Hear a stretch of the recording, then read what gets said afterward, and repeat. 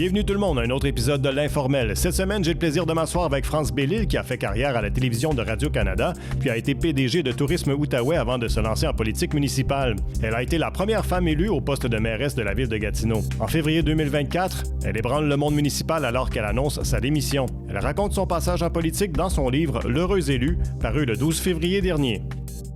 France, merci d'avoir accepté l'invitation d'être ici avec nous aujourd'hui. Ça me fait plaisir. J'avais hâte de te rencontrer parce que, bon, évidemment, j'entends comme tout le monde, ce qui se passe dans les médias. Là, je me demandais, est-ce que ça va être la mairesse chaleureuse qui donne des caresses ou c'est la méchante directrice de Tourisme Outaouais? Exact. Je sais pas ce que tu en penses. Là, je trouve que ça se passe très bien. Merci.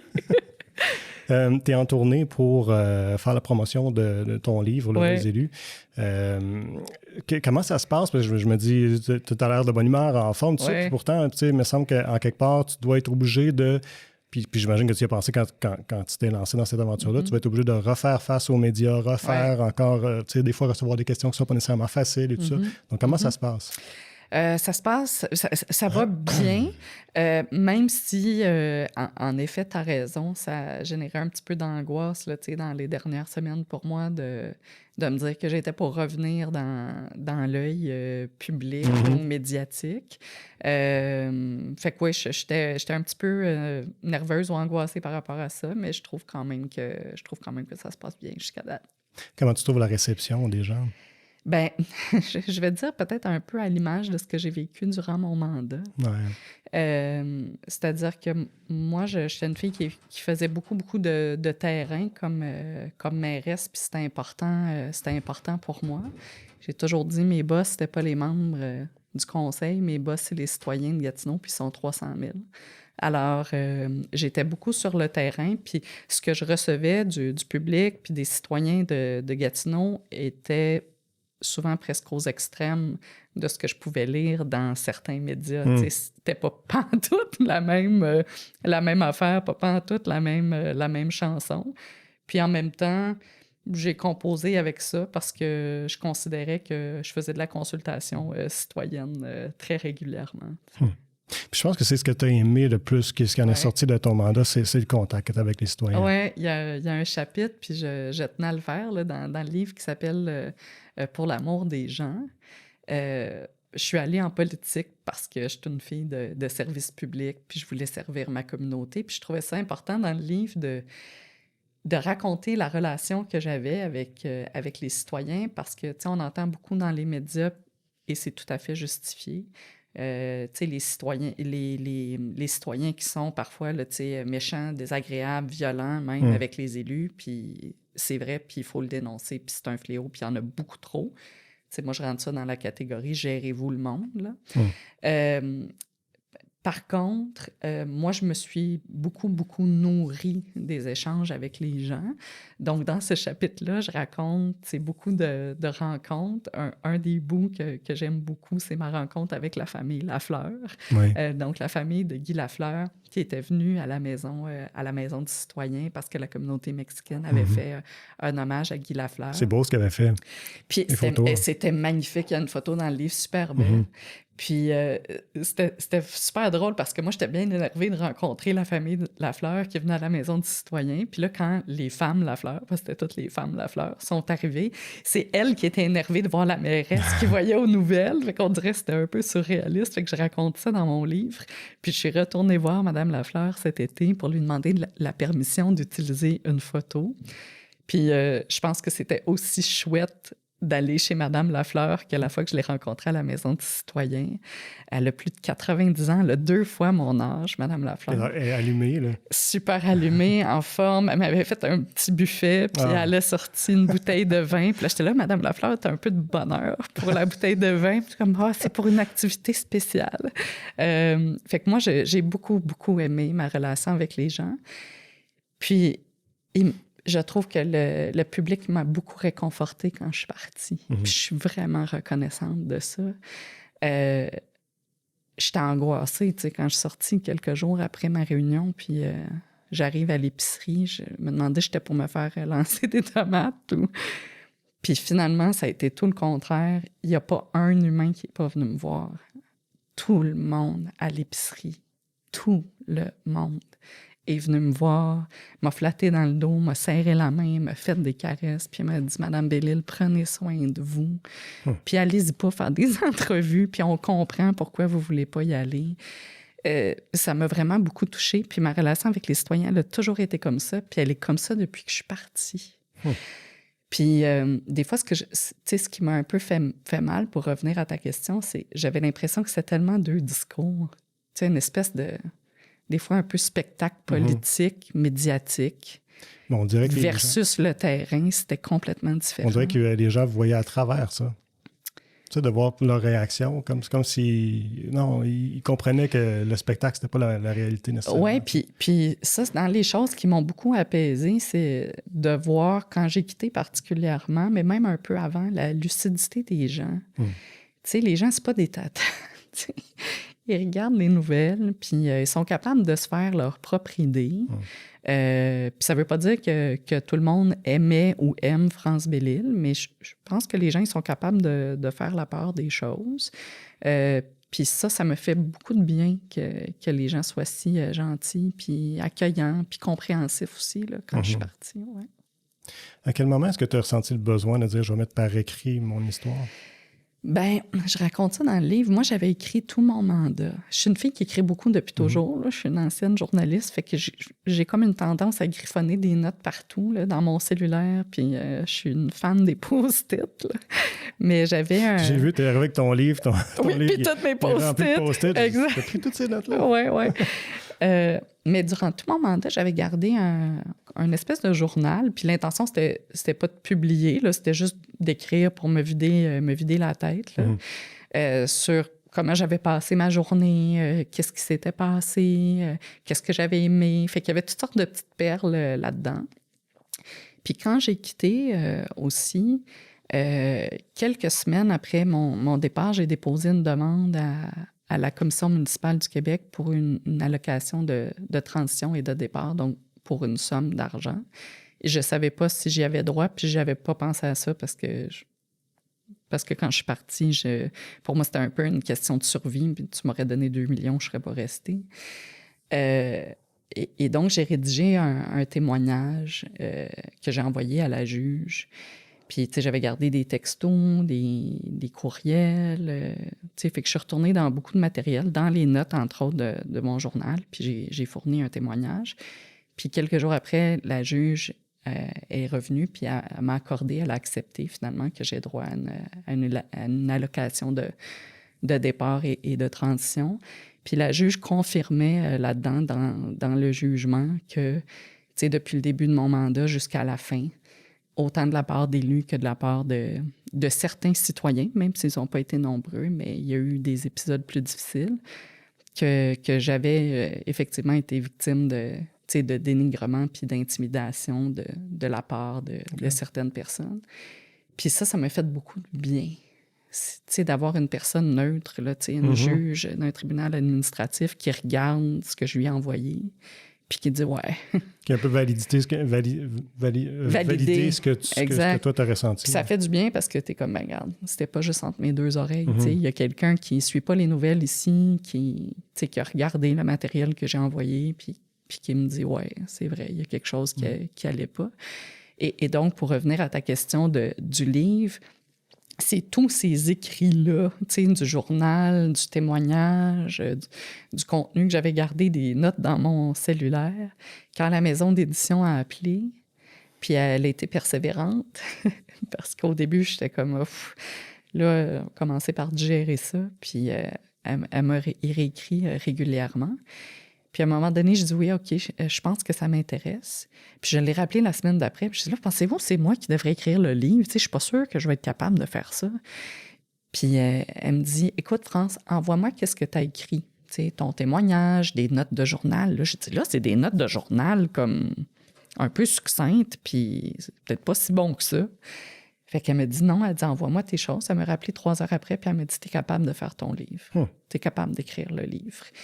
Et là, j'ai jamais été aussi contente d'avoir fait une maîtrise. J'ai fait une maîtrise il y a 20 ans. Puis c'est ça qui m'a beaucoup aidée, parce que quand l'éditrice, elle me dit, moi, j'aime ça travailler avec un plan de contenu. Et je dis, OK, parfait. Fait que j'ai fait un peu comme quand j'avais fait ma maîtrise. J'avais structuré tous mes chapitres, quel contenu je vais mettre là-dedans. Donc, assez rapidement, j'avais presque tous mes titres de chapitres. Okay. Tu sais, c'était assez clair dans ma tête. Puis je suis partie avec ça, puis j'ai écrit... Faire un livre en 5 mois, c'est vraiment très vite. Habituellement, c'est entre 1 an puis 2 ans. Oui. Fait que j'ai fait ça pendant comme 6 jours par semaine, à peu près. Puis, tu sais, dans le livre aussi, je voulais pas que ça soit juste moi, tu sais, c'est-à-dire...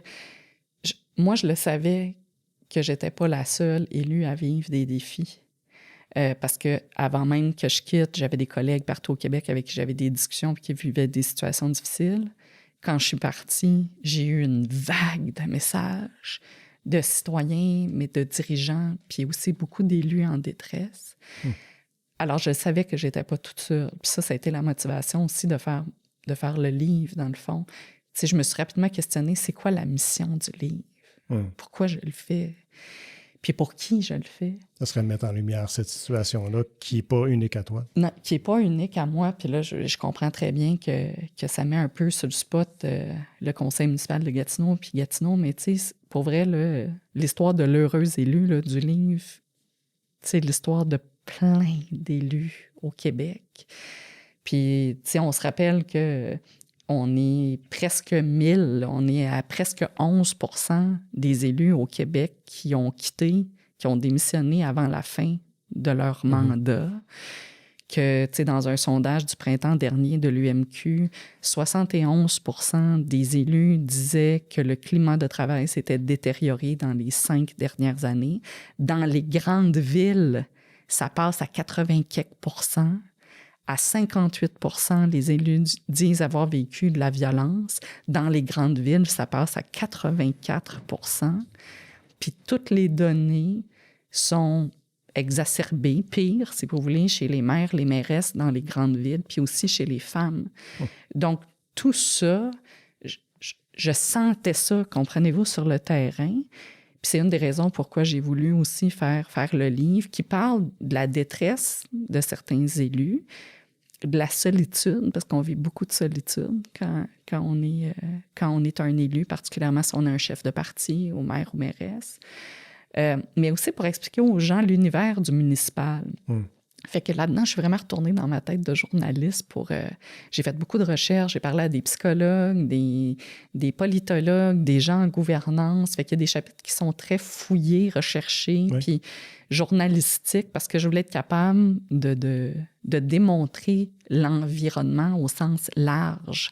Et donc, ce n'est donc pas juste l'histoire de Gatineau. J'imagine qu'une fois l'apparition du livre, tu as eu aussi des excuse le terme, là, mais des feedbacks de d'autres élus, justement, qui ont vécu des choses semblables. Oui. J'ai beaucoup de messages d'élus qui m'ont demandé s'ils pouvaient recevoir le livre, puis je pouvais leur envoyer une dédicace. Ça fait que là, je me suis partie une liste pour faire ça, mais en effet... Puis quand on part avec le livre, on a un petit groupe de lecture. Tu sais, on veut tester un peu les idées. Est-ce que c'est bien écrit? C'est-tu intéressant? Est-ce que c'est clair? Fait que là-dedans, entre autres, il y avait une de mes amies mairesse là, au Québec, que je nommerai pas, mais je lui ai envoyé le manuscrit, tu sais, quand c'était à l'étape du manuscrit, un vendredi soir. Puis je lui ai envoyé parce qu'elle allait pas bien. Puis j'ai dit... Tu veux-tu lire mon manuscrit, voir si... Est-ce que ça recoupe un peu ta réalité, puis qu'est-ce que tu en penses? Fait qu'elle l'a lu comme pratiquement dans la nuit. Puis le lendemain matin, elle m'a appelé, puis on a parlé pendant presque 2 heures. Puis elle m'a dit, ça m'a fait vraiment du bien, France, que tu écrives ça, parce que je me suis sentie moins toute seule. Tu sais, je regardais ça, puis je me disais, hey, c'est pas juste moi. Puis ça confirme pour moi la pertinence d'avoir fait ce livre-là. Puis en même temps, dans toute cette question-là de la solitude, il y a les élus, mais il y a aussi, comme beaucoup, les dirigeants puis les dirigeantes. J'ai eu beaucoup de messages de femmes qui ont écrit, des femmes qui ont dirigeantes, là, propriétaires d'entreprises, ou PDG, directrices d'organisation, qui se reconnaissaient aussi beaucoup dans cette dynamique-là, autant dans la solitude que des fois dans les relations qui sont plus difficiles, tu sais. Puis je le dis dans le livre, et je le pense sincèrement, là, je pense qu'il y a une grosse portion d'inconscience là-dedans. Tu sais, je pense pas que quelqu'un se lève le matin et dit hey, « je vais être vraiment chien aujourd'hui, là, puis je vais être pas fin, puis je vais... » C'est pas si simple que ça, là. Je pense pas que c'est ça, là. Par contre, ce que les gens ne se rendent pas compte, puis là, je vais prendre l'exemple de la mairesse, mais ça pourrait être un chef de parti, comme je le disais tout à l'heure, c'est que tu es une personne à recevoir, je veux dire, tous les coups ou tous les critiques de plusieurs personnes. Tu sais, fait que là, t'as une personne, bouf, une deuxième, une troisième, une quatrième, une cinquième, mais c'est toujours toi qui reçois ça. Et ça, à un moment donné, ça devient comme usant. Tu parles à l'intérieur de l'administration même? Non, ou plus, de l'extérieur? tu sais, dans la dynamique politique, tu sais, dans les collègues, c'est comme ça. Ça peut aussi s'appliquer dans le public. Tu sais, quand les citoyens décident qu'ils sont pas contents, moi, j'ai été relativement épargnée et chanceuse, je trouve, comparativement à d'autres maires et mairesses. Mais c'est toujours la même personne, toujours le même élu qui est le pas fin, tu sais, qui reçoit tout ça. Ils ont bu ma poubelle, c'est à cause de la mairesse. Oui, fait que là, ou tu sais, les gens aussi, puis le livre traite un peu de ça, tu sais, il faut aussi mieux comprendre c'est quoi le rôle d'un élu, tu sais. Je veux dire, la job de la mairesse ou même d'un conseiller municipal, c'est pas de débarquer dans l'atelier des cols bleus ou à l'urbanisme et de là, « Hey, vas-tu me le sortir, le permis? » Tu sais, pas de même ça marche, là. Tu sais, la façon dont ça fonctionne, c'est que si on voit qu'il y a un problème, je vais prendre l'exemple des permis à la ville parce que c'est un problème. Si on regarde la question des permis ou des défis au service de l'urbanisme, le rôle de l'élu, c'est pas de débarquer dans le service puis de commencer à chercher des solutions ou imposer des solutions. Le rôle du conseil municipal, c'est de dire il semble y avoir quelque chose qui se passe à l'urbaniste. Qu'est-ce qui se passe? C'est quoi le plan? Puis vous avez besoin de combien d'argent pour régler la situation? Et qu'est-ce que vous allez faire pour régler la situation? C'est à ce niveau-là que ça se passe. Donc, le livre explique ça aussi, d'être capable de bien comprendre c'est quoi les rouages du municipal. Puis entre vous et moi, il y a des conseillers municipaux à Gatineau et ailleurs qui auraient aussi intérêt à mieux comprendre quel est le rôle et les responsabilités. Quand j'ai lu ça, j'ai dit, wow, dans ma tête, innocent citoyen qui fait juste voter, je pensais que justement, il y avait des formations puis qu'on savait, c'était clair, c'était quoi le rôle de tous et chacun au niveau du conseil puis au niveau de l'administration. Non, la réponse est non. Puis ça fait partie de la problématique. Puis en même temps, il y a des solutions pour ça. Puis je les présente. Puis je voulais pas que ça soit juste un livre qui donne l'impression que c'est du chialage. Je pense qu'il y a des choses qu'on est capable de faire. À l'heure actuelle, la seule formation obligatoire avant d'être un candidat, c'est de faire une formation sur le financement électoral. Donc, on fait une formation, c'est le directeur général des élections du Québec. On fait une formation sur à qui tu peux demander de l'argent, combien, comment ça fonctionne. Le fonctionnement, c'est extrêmement réglementé puis surveillé, puis c'est bien correct de même. C'est donc la seule formation obligatoire. Une fois que tu l'as faite, là, ton nom est sur un site Internet pour dire que tu es un candidat officiel. Fait que c'est ça que ça te prend pour être candidat officiel. Il n'y a pas de formation, il n'y a même pas un document à lire, à cocher pour dire que tu l'as lu sur c'est quoi les rôles et les responsabilités. Après, quand tu es élu en ce moment, on t'oblige à faire une formation sur l'éthique et la déontologie dans les mois qui suivent ton élection. Encore là, ça ne se fait pas avant, c'est après. OK. Fait qu'il y a toute une mécanique de la formation. Puis là, j'entendais une couple de démagogues là, qui disaient « Ah ben là, on ne commencera pas à faire des bulletins, puis des examens, puis des notes. » C'est pas ça qu'on dit, là. Ah non, mais en formation continue, tu vas suivre des cours, tu n'es pas nécessairement... Exact. Puis l'avantage de ça, c'est que l'élu comprenne mieux son rôle. Mais l'autre chose, c'est que pour le citoyen, là, l'élu là, qui fait une campagne électorale puis qui comprend pas bien son rôle, là, il en fait en Moses des promesses. Ouais. il en dit en Moses des affaires. Puis il dit des affaires qui se confirmeront jamais. Parce que dans la structure et dans son pouvoir réel, ça va pas arriver. Fait que ça contribue aussi au cynisme des citoyens qui se sont fait promettre des affaires qui vont pas arriver. Puis l'élu, là, qui a fait ça, il l'a souvent fait de bonne foi. Tu comprends? Lui, il s'est dit, hey, il y a quelque chose à faire dans mon quartier. Moi, je vais m'occuper de ça, là, puis je te le dis, JF, là, ton parc, tu vas l'avoir. Quand il arrive, l'élu, il est en maudit aussi. Parce que là, il se rend compte que, ça ne marchera pas tant que ça, mon plan.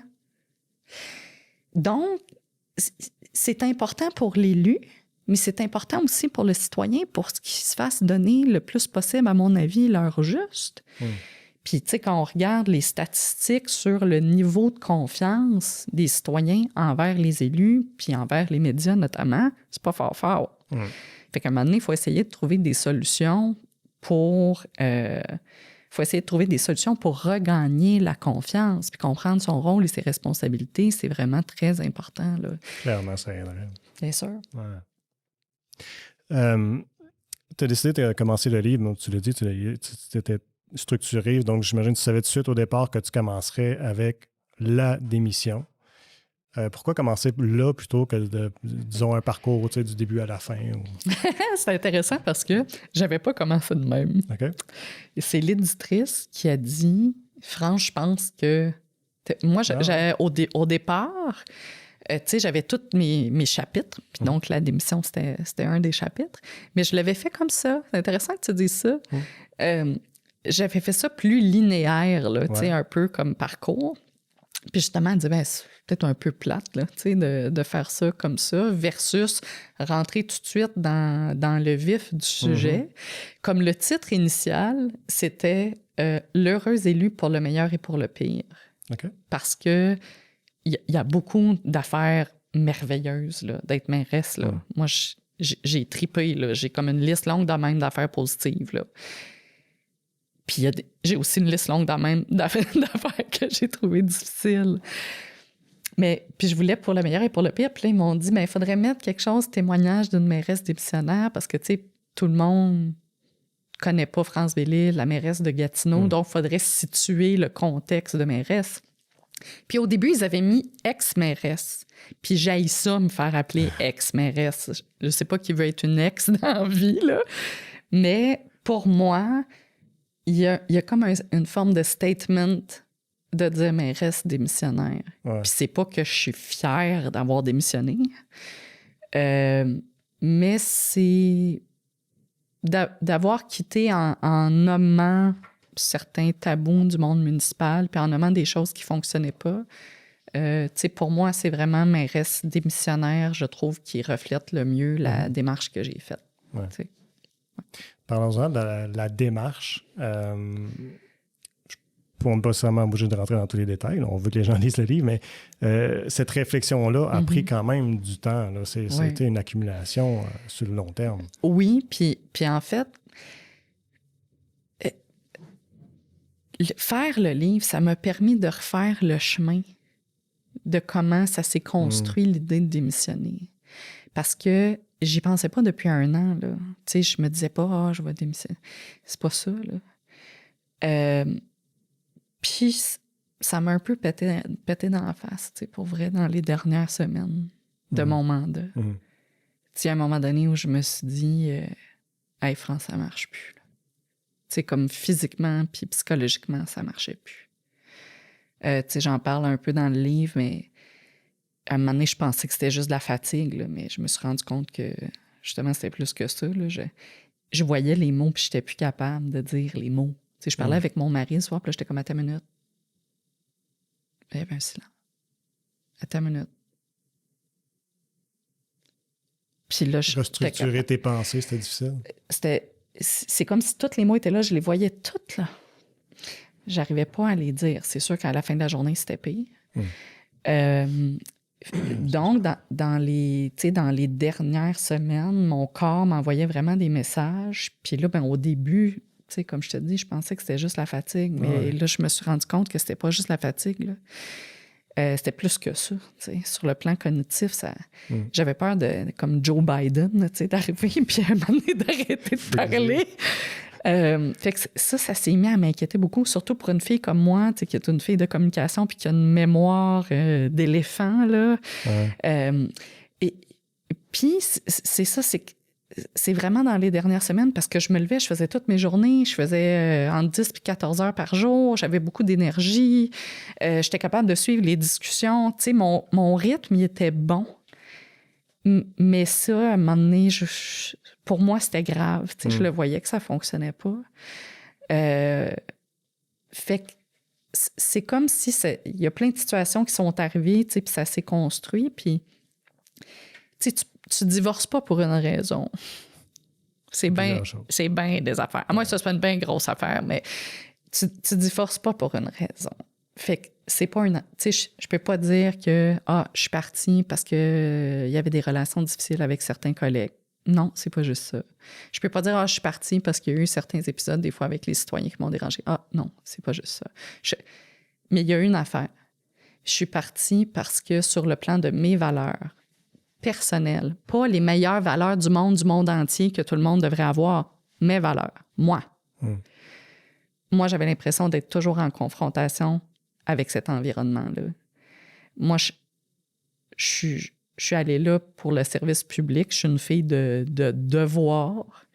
Puis je me trouvais toujours percutée par le pouvoir. Je me trouvais percutée avec des gens qui, des fois, je trouvais, s'égaraient du service citoyen. Je trouvais que maintenant, on avait des discussions où est-ce que c'était le pouvoir de chacun dans son quartier, puis c'était plus l'intérêt des gens.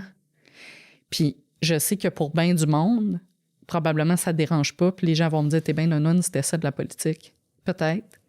Moi, ça me dérangeait au point où je m'en suis rendue malade, au point où ça m'habitait tout le temps, ça. Et où j'ai été déçue, tu sais. Je voyais des fois, il y avait des décisions qui se prenaient, puis c'était par hyper partisanerie. Pas juste partisanerie, hyper partisanerie. Ou des dossiers importants, le quartier général de la police, j'en parle dans le livre, où on ne se posait pas, je trouve, les bonnes questions sur quel environnement de travail on offre aux employés de la ville de Gatineau, quel environnement de travail on offre aux victimes, Et ça devenait comme un peu futile, où, tu sais, il y avait des discussions, mais là, c'est parce que si on met de l'argent là, moi, j'aurais pas mon terrain de tennis ou mon parc à chiens. OK, je comprends, puis c'est important. Mais à un moment donné, avoir un service policier puis garder nos policiers, si ma mémoire est bonne, puis je suis peut-être un peu off dans mes chiffres, mais je pense que depuis 2022, il manque entre 40 et 60 policiers à Gatineau. Parce qu'on parlait publiquement de ça. Il y a un exode des policiers. Ils vont travailler dans d'autres grandes villes, sont recrutés par la GRC ou la SQ. Et ça, je trouvais qu'à la table du conseil, ces considérations-là, on en parlait trop peu. Tu sais, tout le monde était comme dans sa petite affaire, puis son petit quartier, puis je comprends, puis je veux dire, j'étais la mairesse de Gatineau, je comprends que la vie de quartier puis les infrastructures de proximité, c'est important, mais il y a aussi des infrastructures qui sont nécessaires, pas juste des infrastructures qui te rendent populaire. Puis ça fait partie, tu sais, de tout le combat de valeurs. Puis à un moment donné, c'est juste devenu comme trop pour moi, puis je me suis retrouvée confrontée, dans le fond, à deux choix. Je fais taire mes valeurs, ce que j'appelle la tempête intérieure là, dans mon livre. Je fais taire ça. Je fais de la vraie politique. Je m'assois avec les gens, puis je trouve des voies de passage pour faire passer mes affaires, puis que les votes passent. Je fais ça. Ou bedon. Puis en faisant ça, je travestis une partie de mes valeurs. Ou sinon, je pars parce que je suis vraiment pas bien là-dedans. Puis j'arrive pas à me regarder dans le miroir quand je me démaquille le soir. Tu as même utilisé des mots durs, je trouvais, envers toi, en lien avec ce que tu viens de dire, que tu te sentais infidèle. Oui, ben tu sais, quand je suis partie, quand tu arrives en politique, tu arrives avec des gens de cabinet qui souvent t'ont aidé durant la campagne électorale. Puis moi, mon équipe, je leur ai dit... 3 jours avant que je partais. Ils ne savaient pas, là, à part mon chef de cabinet. Puis c'est ça, je me sentais envers eux comme un peu infidèle parce qu'ils m'ont tellement été fidèles, puis ils ont été loyaux, puis ils ont été là. Puis une de mes grandes peines, puis tu sais, je le dis dans le livre, j'ai bousculé leur vie, tu comprends? Je suis partie, j'ai bousculé leur vie. Moi, à partir du moment où je pars, eux autres, en théorie, ils partent avec la mairesse aussi, tu sais. Puis ils ont des familles, ces gens-là, puis ça. Fait que c'est sûr que humainement, j'ai trouvé ça difficile, puis je me sentais un peu infidèle, en effet. Mais ça m'a surpris que tu dis que pour eux autres, c'est un choc, ils s'en attendaient pas, ils l'ont pas vu venir, alors que ces gens-là, tu les côtoies au quotidien, là, tous les jours, tu es avec eux autres. Fait que je me dis, est-ce que on est trop pris dans le travail qu'on s'en rend pas compte, ou si toi, tu es assez bonne pour porter le masque qu'il faut pour te rendre au travail à tous les jours, puis personne ne s'est jamais rien rendu compte de rien, tu sais? Bien, comme je te disais, j'étais en réflexion sur si j'étais pour faire un 2e mandat. Puis ça, je pense que pas mal tous les gens de mon équipe avaient compris que je n'étais pas pour faire un 2e mandat. Mais je reviens à ce que je disais tout à l'heure. Tu sais, moi-même, ça m'a, je dirais, un peu pété dans la face dans les dernières semaines. Tu sais. Puis j'ai jamais senti que c'est que je jouais la comédie. Il y a quelque chose, je reviens plus à la question de la solitude, en fait. Je dirais que c'est peut-être plus ça qui exprime tu sais, comment ça se passe. Et à un moment donné, le rythme dans un poste comme celui de maire ou mairesse là, d'une grande ville, c'est un rythme effréné. Tu sais, je parle des journées Céline Dion. Ça là. ressemble à quoi, mettons, du matin au soir? Là? Parce que personne ne sait ça. Là, non, puis dans le livre, je parle de ça parce que justement, les citoyens là, avec qui je jasais, ça fait toujours partie des discussions. Les gens sont comme, ça a l'air de quoi, tu sais, vos journées, vos semaines. Puis là, j'arrivais à l'épicerie, puis là, la madame, elle me dit, excusez-moi, ça fait 15 minutes, je vous parle, puis c'est samedi, tu sais. Mais ben, c'est vraiment un rythme tout le temps, là, c'est-à-dire c'est 24 heures sur 24, 7 jours sur 7. Ça ne veut pas dire que tu travailles activement 24 heures sur 24, 7 jours sur 7, mais c'est un travail qui te suit et qui t'habite 24 heures sur 24, 7 jours. C'est comme être un parent. Tu sais, je peux comparer ça. Là. Vous savez comment tu es un parent, même quand ton petit il était à la garderie, là, tu y penses tout le temps. Puis ça se peut que le téléphone sonne pour te dire qu'il a vomi, il faut que tu viennes le chercher. Tu as toujours ça. Hein? Tu sais toujours ça. Ben, je vais faire un lien. Être mère ou mairesse, c'est un peu ça. C'est comme avoir un enfant. Il y a toujours cette responsabilité qui est là. Fait que si je peux faire un parallèle. C'est un bon parallèle. Oui, qui permet de comprendre. Dans ma tête, là. Et donc, tu comprends que quand le téléphone sonne pour aller chercher ton petit à la garderie, ben, quand t'es mère ou mairesse, le téléphone sonne, t'es prête. Fait qu'il y a ça. Puis l'autre chose, c'est les journées sont de longues journées. On parle de quoi? 10 heures, 12 heures? Au moins 10 heures, 10 heures par jour. Là. Je dirais au moins 10 heures par jour. Facile. Puis en même temps, c'est aussi le maire ou la mairesse qui va donner le rythme. Parce que dans la loi, là, c'est écrit nulle part qu'il faut que tu travailles 22 heures, 35 heures ou 70 heures. C'est toi, là. Ouais, t'sais. le temps que tu les mettes, puis t'as pas le choix non plus. Exact. Mais, tu sais, moi, généralement, j'arrivais au bureau, je veux dire, peut-être vers 8h30 le matin. Je partais de là à 7h le soir. Mon mari, il essayait de garder les plats chauds. Puis, on soupait, puis là, je refaisais là, souvent là, 1 ou 2 heures à la maison. Okay. Puis je me plains, je me suis jamais plaint de ça. J'ai toujours travaillé beaucoup. Tu sais, je suis pas partie parce que, tu sais, des fois, je voyais, c'était dur, c'était trop exigeant. C'est pas ça, là. Je veux dire, j'ai toujours travaillé comme une folle, beaucoup d'heures, puis j'ai toujours aimé ça parce que mon travail, ça a toujours été ma passion. Fait que quand j'étais à la mairie, c'était ma passion, puis j'ai fait ça. Mais c'est vrai que j'en faisais beaucoup. Puis moi, je voulais faire beaucoup d'activités avec les citoyens. C'était très important pour moi. Il y a du monde que ça n'intéresse pas, les bingos puis les soupers spaghettis, mais moi, j'aime ça pour vrai. Et c'est là que j'allais chercher mon énergie positive. Entre, tu sais, qu'est-ce qui se passe au conseil, puis la game politique, puis les médias qui te posent 1000 questions, puis venir jaser avec les gens, c'est sûr que pour moi, qu'est-ce que je préférais, c'était jaser avec les gens. Donc, même si ça faisait que je faisais des soirs, puis généralement... le samedi ou le dimanche, j'essayais de garder une journée. Ben, je venais chercher beaucoup d'énergie aussi à faire ça. Fait que même si c'était du travail, au moins c'était ressourçant. C'était ressourçant, puis j'ai toujours, moi, beaucoup apprécié les échanges avec les citoyens, puis aussi la possibilité d'expliquer. Tu sais, c'est-à-dire, des fois, des gens qui venaient me voir, là, Madame la mairesse, cette affaire-là, cette semaine, là, moi, je suis pas d'accord avec ça. Ah non, pourquoi vous êtes pas d'accord avec ça? Fait que là, les gens, ils m'expliquaient leur point de vue. Fait que là, je leur disais, bien, écoutez, ce dossier-là, voici pourquoi il est complexe, voici. Des fois, les citoyens me disaient, ah, ben, on savait pas ça. OK, on comprend mieux. Parfois, la personne me disait, ben, je comprends ce que vous dites, mais je suis encore pas d'accord, mais merci de me l'avoir expliqué. J'aimais ce travail pour ça, être capable d'expliquer les choses aux gens. Ça ne veut pas dire à la fin qu'on est d'accord. D'ailleurs, c'est la même chose pour le conseil municipal. Tu sais, dans le sens que on fait de la politique. C'est normal qu'on débatte puis qu'on ne s'entende pas, puis c'est ça la démocratie. C'est bien correct. J'ai rien contre ça. J'en ai par contre quand on finit par voter sur, à mon avis, des décisions importantes où j'ai vu des élus qui n'étaient pas préparés. Puis ça, je trouve pas que c'est dans le meilleur intérêt des citoyens. Et je ne me suis pas gênée pour le dire.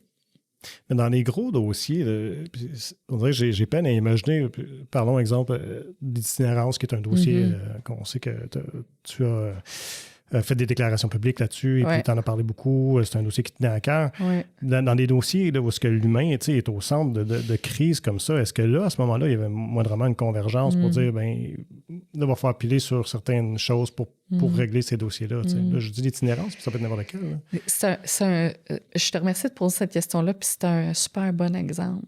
Dans le livre, je raconte certaines tentatives, puis il y en a eu plusieurs, d'avoir des discussions, là, soit on était à huis clos avec les membres du conseil, puis de dire, tu sais, ce dossier-là, il est vraiment important. Là. Fait qu'on peut-tu en jaser entre nous, puis prendre une position conseil, tu sais, uni, l'itinérance, le campement. Pour moi, c'était un dossier où, à un moment donné, je suis arrivée, puis je voulais entendre les élus sur c'est quoi votre niveau de confort qu'on prenne cette direction-là. Personne ne parle. Personne, ou à peu près personne, participe à la discussion. Puis les gens qui se sont exprimés, savez-vous c'est qui? C'est ceux qui étaient comme mal à l'aise par le silence. Puis, donc, quand tu sais, comme dans mon cas, je suis partie, puis là, j'entends, la mairesse n'était pas rassembleuse, puis c'était pas... OK, ben, il n'y a pas personne qui a dit que la mairesse... Elle avait convoqué le conseil à certaines reprises sur des dossiers chauds pour aller chercher l'opinion, pour valider quel était le niveau de confort, pour que le conseil travaille ensemble. Non, ça, on n'a jamais dit ça. Puis pourquoi on n'a pas dit ça? Parce qu'il n'y avait pas de médias. Fait qu'il n'y a pas de gain à faire. Alors, tu sais, il y a une game politique à un moment donné qui va trop loin. Puis je reviens à la question de l'itinérance parce que justement, c'est un des dossiers où est-ce qu'à un moment donné, j'aurais souhaité qu'on aille une discussion à laquelle, clairement, les collègues, pour toutes sortes de raisons politiques et stratégiques, ont choisi de ne pas y contribuer. Et où, de ma perspective, c'était, veux-tu me dire, c'est quoi la politique que tu as à faire sur le dos de quelqu'un qui reste dans la rue? Explique-moi. Explique-moi ça. Fait que, tu sais, quand je parlais du choc de valeur, là, ça, pour moi, là, je regardais ça, puis j'étais comme, hey, c'est une comédie. C'est une comédie. Puis s'il y a une affaire que j'ai appris, là, moi, je suis vraiment pas une bonne comédienne. Je suis pas une bonne comédienne. Et ce genre de choses-là venait me chercher puis me dérangeait tellement. Dans des dossiers comme ça, tu y voyais de l'opportunisme puis du capital politique. Là. Oui, puis tu sais...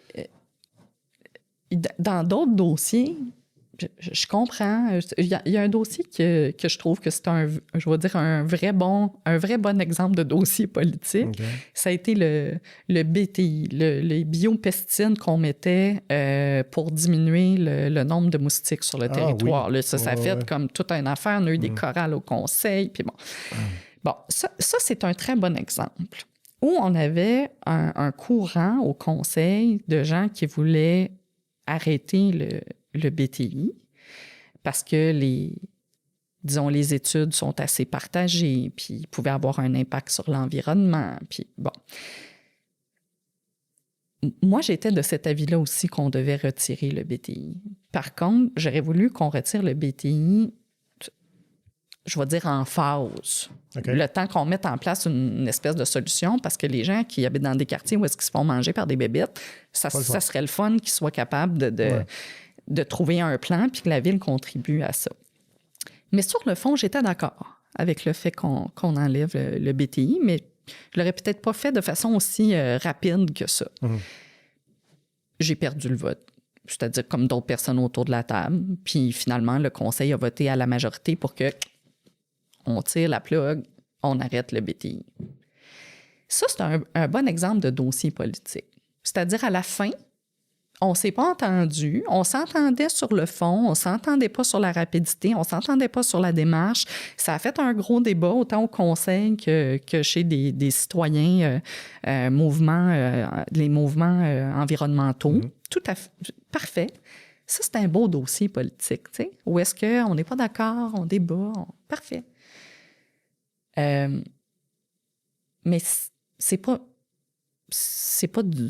des gens, tu sais, c'est pas une personne dans la rue. C'est pas un policier ou un enquêteur qui essaie de faire sa job. C'est pas une victime qui arrive dans un service de police puis qu'elle n'a pas une place adéquate où s'installer pour raconter son histoire. Tu sais, à un moment donné, dans le poids ou le profil des décisions politiques, je trouve qu'il faut aussi tenir compte de ça. Puis ça fait partie parfois de mes déceptions. Tu sais, gagner le vote à tout prix, tu sais, il y a des affaires que tu sais que tu ne gagneras pas. Surtout, moi, j'étais dans un contexte minoritaire. Là. Tu sais, la façon où je me suis retrouvée, là, une mairesse indépendante, 8 personnes d'Action Gatineau d'un parti, c'est comme tu pars à -8. Là. Puis après, les indépendants qui sont là, c'est pas parce qu'on est des indépendants qu'on est homogène. Voilà. C'était 12 individus indépendants.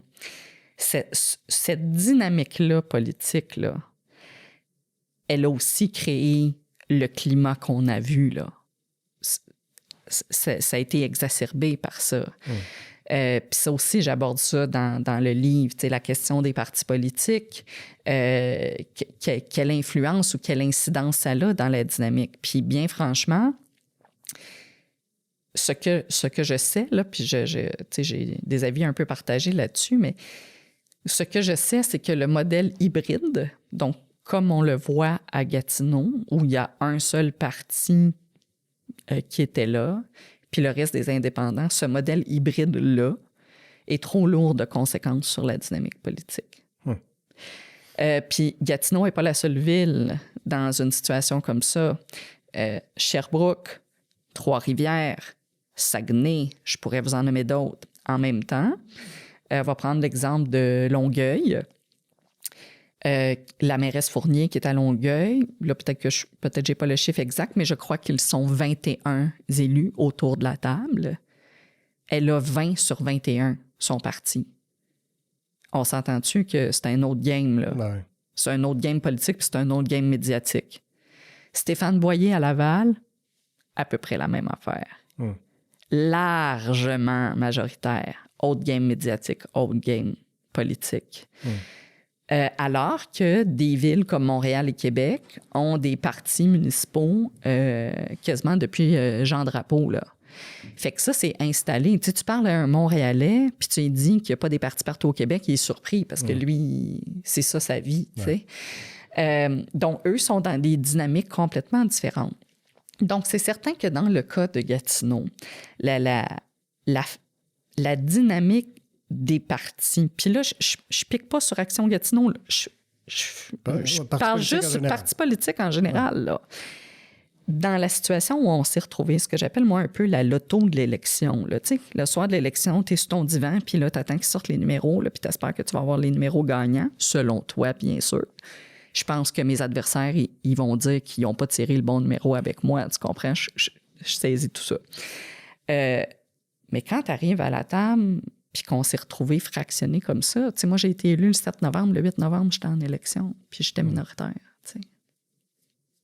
Mais pourtant, vous avez des outils comme une planification stratégique, entre autres, qui s'est supposé vous donner un guide où est-ce que vous devriez avoir un but commun. Donc, tu sais, en quelque part, c'est difficile, je trouve, un peu pour le citoyen de comprendre comment ça se fait qu'on n'est pas capable de mieux s'entendre, considérant qu'on a ces outils-là qui devraient nous diriger. Oui. C'est un excellent point. Tu sais, le conseil municipal de Gatineau, ça avait commencé bien avant moi. Très rapidement, après notre élection, on s'est rencontrés puis on a développé ce qu'on appelle un programme du conseil. Mm-hmm. Donc, tout le monde, France Belle-Île, Action Gatineau, les indépendants, ont mis leur engagement politique sur la table. Puis là, on a dit, OK, on va se créer un programme du conseil pour que tout le monde y trouve du sien là-dedans puis qu'on s'entende sur les grandes orientations. On a fait ça. Ça a été voté à l'unanimité. Alors, c'est sûr que des fois, quand tu arrives, puis là, les gens sont comme « Ah, la mairesse n'a pas de vision. » Je suis comme « Ben, parce que la vision, on l'a voté, la vision. » Moi, c'est là-dessus que je m'accroche, là, pour faire avancer les affaires, tu sais. Mais, je veux dire, tu peux pas faire un souper d'amoureux s'il y en a un des deux qui vient pas manger à la table. C'est un peu ça, là. Fait que tu fais ton possible, puis t'avances, puis tu sais, le rôle de l'opposition, c'est aussi de contrecarrer le pouvoir, tu sais, dans le sens que c'est son travail. C'est son travail d'arriver puis d'être en opposition sur tout. Ben, moi, j'aurais souhaité que ça soit pas à tout prix. Puis en même temps, tu sais, quand on regarde le résultat des votes, on a bien avancé. Tu sais, je veux dire, à la majorité, les votes au conseil municipal passaient. Souvent, ils étaient unanimes ou presque. Le conseil, il roulait relativement bien. Mais le 5 %, tu sais, de nouvelles, il devient tellement gros qu'on dirait qu'on a de l'air... c'est ça, ça a l'air d'être un camp de vacances, là. Puis, tu sais, ça aussi, ça faisait partie des choses qui me dérangeaient. Tu sais, à un moment donné, je suis comme, moi, si je reste là, je contribue au cynisme citoyen en quelque part, tu sais. Je reste dans la pièce de théâtre, là, puis je continue de jouer, là, puis d'essayer d'être une bonne comédienne, là. Ça me dérangeait aussi, là, tu sais. Je vais faire du chemin sur ça parce que tu en parles beaucoup dans ton livre, tu sais, l'image, puis un peu le rôle qu'on se donne ou la façade qu'on prend. Ouais. Puis là, je vais mettre mes lunettes parce que je vais lire un extrait. Oh là là. Ouais, c'est bien. Ça trahit l'âge. Non, mais j'ai bien aimé en fait, je vais citer la citation que tu as mis dans ton livre de Catherine Dorion, de Québec solidaire. Qui dit « J'ai rapidement compris pourquoi les politiciens sont en général si plates, si prévisibles et si souvent cachés derrière des équipes de com. Ils portent une armure. J'ai compris pourquoi les humains, qui ont un feu en eux, une parole et du désir de lutte, ont cessé de vouloir s'engager en politique. Qui voudrait enfermer sa fougue et son originalité dans une lourde cuirasse pour ensuite jouer un rôle de tribu zombie? » Est-ce que ça résume bien comment tu t'es senti, comment tu as vécu? Oui. J'ai beaucoup aimé. Oui, vraiment. Tu sais, les citoyens le voient. En politique, il y a un langage particulier. Il y a des codes. Tu sais, par exemple, quand je me suis indignée de la femme itinérante qui avait accouché pratiquement seule, puis que là, le ministre est arrivé, puis là, il dit, là, je vais inviter les gens à baisser le ton. Je me sentais un peu visée. Ça, c'est un bel exemple, ça, c'est un bel exemple. Prendre le rôle, puis prends ta place, là, puis c'est ça. Porte le masque. Exact. Ouais. Puis ça, pour moi, ça illustre très bien le langage politique. C'est-à-dire que là, toi, France Belle-Île, tu es une mairesse, là. Puis tu parles à un ministre. Fait que y a comme des façons là, de dire les choses. Puis de se toi, parler. Tu avais dit on est en train de faire la job du ministre. Exact. Ben, moi, le ministre, c'est pas mon boss. Moi, je me suis présentée pour des citoyens. Puis je pense que si la mairesse n'est pas capable de se lever puis de s'indigner de la situation que vit sa communauté, ben, tu sais, je vais aller vendre de la slush, là. Si je veux que tout le monde m'aime, je vais vendre de la slush. Fait que ça, je trouve que c'est vraiment un bon exemple. Ou même dans l'environnement politique, c'est comme, ah ouais, mais là, tu sais, toi, là, tu respectes pas le langage puis les codes, là. On devrait pas se parler comme ça. OK. Ben, c'est quoi? On s'assoit, puis c'est comme, alors, Monsieur le ministre, j'aimerais vous mettre au parfum d'une situation dans ma région qui est vraiment déplorable et nonobstant votre travail très prenant et votre horaire chargé, je vous serais gré d'accorder une attention particulière à la 4e ville en importance au Québec. Tu es capable de parler comme faut. Je suis capable. Mais à un moment donné, il faut que tu brasses les choses aussi. Ben, tu sais, il y a des fois, il y a des temps où tu n'as pas le choix. Puis je vais dire quelque chose, là, tu sais, moi, je trouve qu'on a fait, puis je parle de ça, là, des femmes avant moi dans l'univers politique puis ailleurs qui se sont fait dire, là, baisse le ton. Ou, tu sais, Jacques Parizeau qui avait dit à Lise Payette, là, parce qu'ils avaient été ministres ensemble sous René Lévesque, il lui avait dit, ma chère, vous êtes trop entière, vous allez vous faire mal. Ben oui, je suis trop entière, puis ça me fait mal. Puis on a dit des fois que j'avais pas le bon ton. Ben moi, je me sens intègre. C'est plus important, ça, pour moi. Puis ceux qui sont pas contents que je rentre pas dans le rang du discours politique, ben c'est pas eux autres mes boss. C'est les citoyens qui m'ont élu. Mais c'est drôle parce que j'ai envie de faire un parallèle avec la télé parce que, en quelque part, c'est pas comme si... Puis là, peut-être je me trompe, tu me corrigeras, mais si tu savais pas c'était quoi prendre une façade, parce que nécessairement à la télé, c'est un peu ce que tu fais. Tu prends un rôle un peu quand tu es journaliste. Ouais. Tu as une façon de parler. C'est ça, tu as des mots que tu emploies qui sont propres à la télé. Ouais. C'est pas comme parler comme quand tu parles avec ton chum. Là. C'est sûr, sauf que le parallèle est vraiment intéressant. Un bon communicateur, c'est la personne qui communique pour le public à qui elle s'adresse. OK. Et il y a des moyens de trouver un niveau de langage qui fait que la personne qui a fait un doctorat, elle n'aura pas l'impression qu'on lui parle comme si c'était un nono. Puis le col bleu, il n'a pas l'impression que la personne qui lui parle, elle pète plus haut que le trou. Il y a un niveau de langage, à mon avis, qu'on est capable de trouver quand on est journaliste et quand on est politicien. Bien sûr que la personne qui a un doctorat ou la classe politique qui veut qu'on parle dans un code, ça se peut qu'elle n'aime pas ce niveau de langage qui est universel, qui est accessible à tous. Mais moi, je considère que dans le travail de médias ou le travail de mairesse, c'est ça notre job, de rendre la communication puis les concepts accessibles. Sinon, pour moi, c'est rouler les gens dans la farine. Il y a des politiciens qui sont tellement cassettes, qui utilisent tellement de grands mots et de concepts que c'est une façon à la fin que les gens comprennent rien. Comprenez-vous? Ouais, c'est-à-dire bien des mots pour pas grand-chose. Tu peux-tu me le dire? C'est quoi?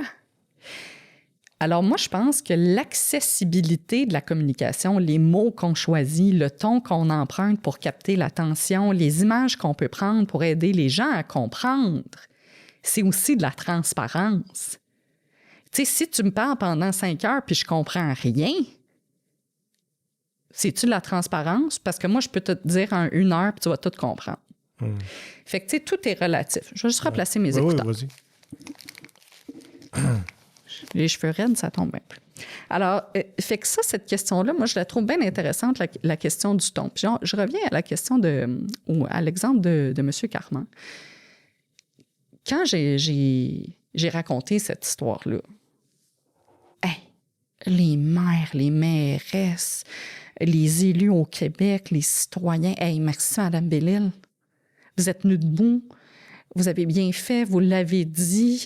Merci de l'avoir dit. Je suis dans un autre univers politique avec 2-3 collègues je suis la personne que je suis. Ah, elle a vraiment un ton discutable, la mairesse. Ça marche à certains égards. Politiquement, ça vexe à d'autres. Alors, tu sais, moi, je suis... j'assume pleinement là, le fait d'être la personne que je suis, puis j'ai jamais voulu... tu sais, France puis la mairesse, c'est la même personne. Puis quand je vais à l'épicerie, ben c'est France puis la mairesse, puis je fais mon épicerie comme tout le monde, puis je fais des soupers où je demandais à mon mari de m'aider, mais tu sais, ça, pour moi, c'est important, puis j'avais pas le goût d'être la cassette puis de tomber dans ce petit code-là là, qui, dans le fond, est juste pour préserver l'ego des politiciens. Ça me tentait pas de faire ça. C'est comme un piège, peut-être aussi qu'on tombe dedans, en quelque part. Ça l'est. Ça l'est. Parce que les gens, souvent, je pense qu'ils rentrent avec des bonnes intentions, d'être authentiques, puis de faire... d'aller au bout de leurs convictions, puis qu'à un moment donné, tu te fais prendre un peu dans le game. Et là, tantôt, tu as lu un bout, là c'était pas prévu dans l'affaire, mais moi, je peux-tu en lire un bout à la fin, parce que je trouve que ça rejoint, ça doit être un de mes post-it, sûrement. je trouve que ça rejoint ce que tu dis, là. Le bout que je vais lire, c'est dans ma conclusion. OK? Puis ça répond un peu à ce que tu as lu tantôt de l'extrait de Catherine Dorion. J'y vais. À l'occasion, je me suis demandé si tout ça serait arrivé si j'avais tenu ma place, si j'avais joué le rôle, si j'avais récité les lignes scriptées de la pièce de théâtre, si j'avais suivi le courant, si je n'avais pas provoqué le destin, si j'étais rentrée dans le moule, si je m'étais fondue dans la masse, si j'avais fait semblant, si je m'étais tue. Devenir invisible, à tout le moins prévisible, comme tant d'autres, m'aurait peut-être fait moins mal. Peut-être. Ou me serais-je finalement éteinte? Alors, j'ai choisi que je n'étais pas pour m'éteindre. Je pense que c'était le bon choix. Merci.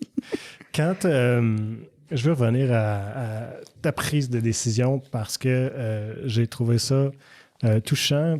C'est juste une petite passe. C'est très simple, mais les gens je pense qu'ils vont s'identifier à ça.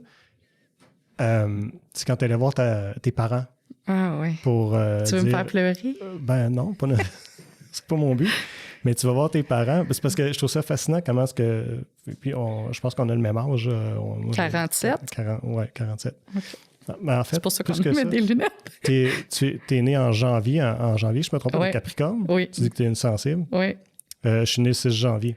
Ah, fait qu'on était quelques jours de différence. Toi, c'était sensible. Ouais. Tu as dû te reconnaître dans mon livre. Hein? Oui, à bien des égards. Ouais. Ouais. Mais justement, dans cette histoire-là, que quand on vit des choses difficiles, même à 46 ans, on retourne voir nos parents pour en parler. Oui.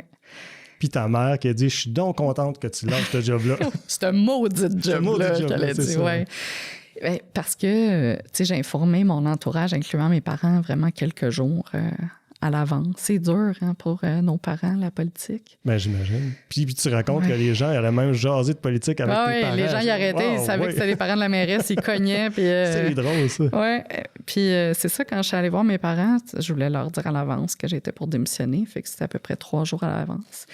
Puis j'étais assise dans le salon, puis là, j'étais bien émotive, puis là, mon père il me dit, là, France, là, prends une grande respiration, là, puis prends ton temps, tourne, là, puis on t'écoute.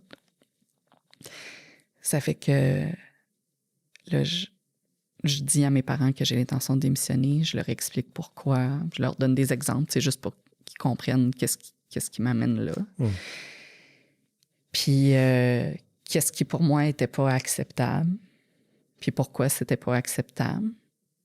Puis là, mes 2 parents à peu près en même temps, là, ils me disent, ben là, c'est sûr que tu peux pas rester, on t'a pas élevé de même. Ça m'a fait beaucoup de bien que mes parents me disent ça, tu sais. J'en doute pas. Parce que là, c'est que j'avais vraiment, tu sais, des gens qui me connaissent, tu sais, dans mon intention, puis dans ma passion, puis dans ma conviction, qui me disaient, ben, c'est sûr, France, que ça peut pas marcher pour toi, un environnement comme ça, dans ce que t'es, tu sais. Puis là, ben c'est ça, pendant ce temps-là, ma mère, elle s'est mise à pleurer. Puis là, elle a dit « Je suis assez contente que tu lâches ça, ce beau petit job-là. » Puis mon frère est arrivé à 10h30 du soir. Ça a dû avoir l'air un peu bizarre, mais avec, tu sais, vraiment un seau plein de glace avec une bouteille de champagne pour venir fêter le fait que sa sœur quittait la vie politique. Puis mes parents, à un moment donné, sont arrivés. Je trouvais ça vraiment particulier, un peu fatigant.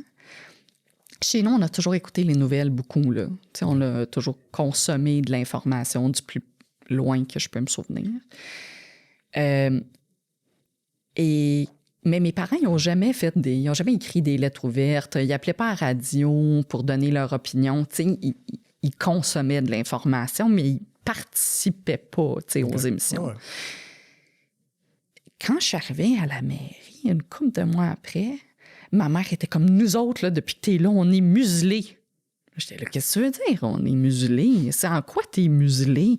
On est bâillonnés, on peut rien dire. Mais vous disiez rien avant. Tu sais, comme vous participiez pas aux émissions.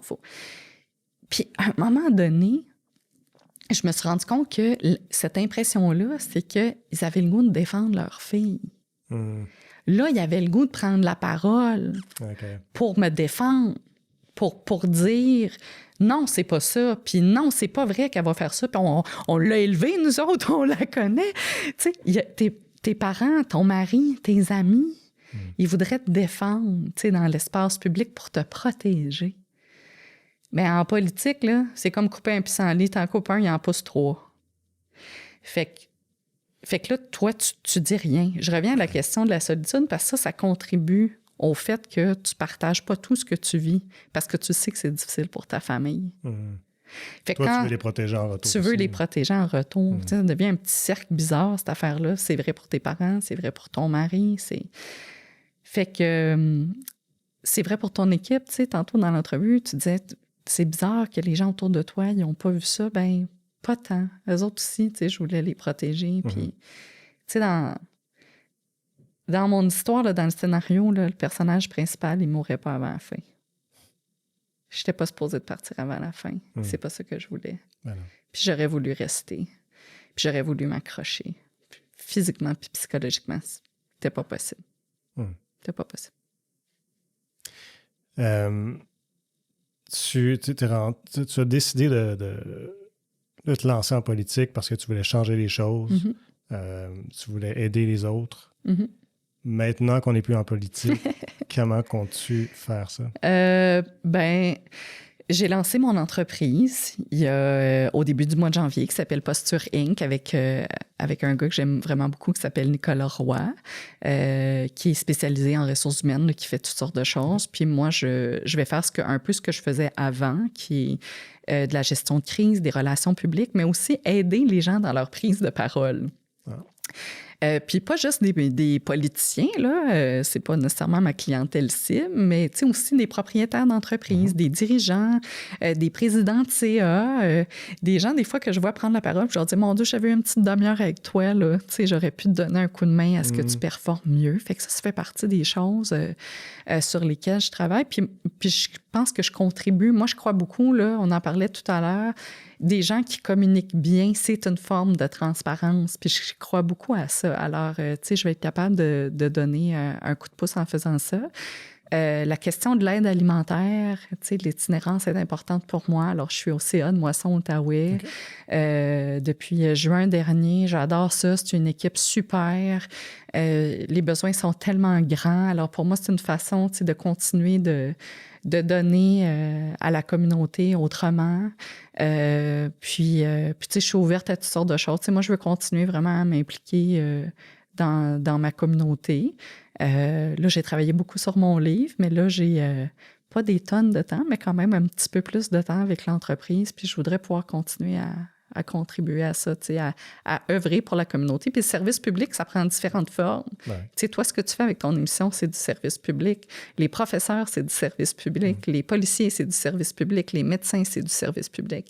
Les gens qui sont au service de la communauté et qui, je veux dire, mettent l'humain d'abord au centre de leurs préoccupations, pour moi, c'est du service public. Je vais vous souhaiter un bon succès avec ça, ton entreprise. Ça a été un plaisir de discuter avec toi. Merci beaucoup. Merci de l'invitation. Je suis vraiment contente. C'est vraiment le fun. Merci. Puis bon succès avec le livre. Merci tout le monde d'avoir été à l'écoute et je vous invite à nous suivre sur nos différentes plateformes web pour regarder ou écouter toutes nos émissions.